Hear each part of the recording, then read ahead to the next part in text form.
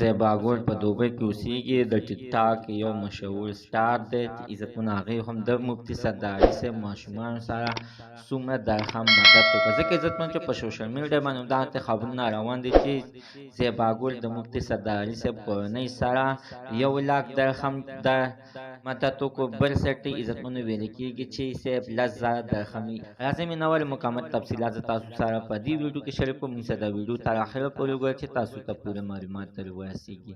دې معلومات نه مخکې زه تاسو ته د یادګي نه وکړم، تاسو کو چارې زموږ په دې سوپر کلیک چینل کې نوي وئ، چینل هم نوي سبسکرایب کړئ. مهرباني وکړئ تاسو زموږ د سوپر کلیک چینل د سره سبسکرایب کړئ، خوا کې ورسره د ټالۍ نشان ووهئ چې هره یوه نوې معلوماتي ویډیو تاسو ته په اسانۍ باندې در عزتمنو د افغانستان د کندهار اوسېدونکی زیباګوړ چې عزتمن څه د تعارف محتاج نه ده، د ټیک ټاک یوه سټار ده چې په ټوله دنیا کې پښتانه، پنجابین، اردو والا، انډیا والا ښه پېژني. ځکه عزتمنو چې دا د ټیک ټاک یوه مشهوره سټار ده څه د تعارف محتاج نه ده.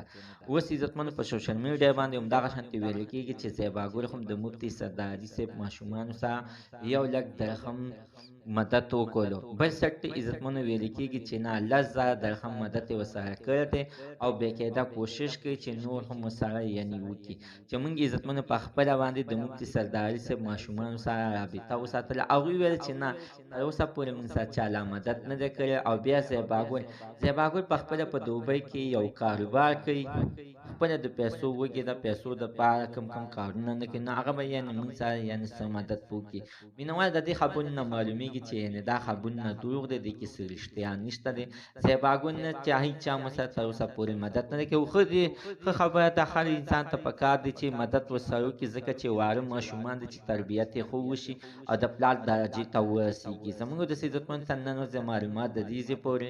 د نوي معلوماتو لپاره د سره زموږ د سوپر کلیک چینل د سره سبسکرایب کړئ، خوا کې ورسره د ټالۍ نشان ووهئ چې هره یوه نوې معلوماتي ویډیو تاسو ته په اسانۍ باندې در ورسېږي.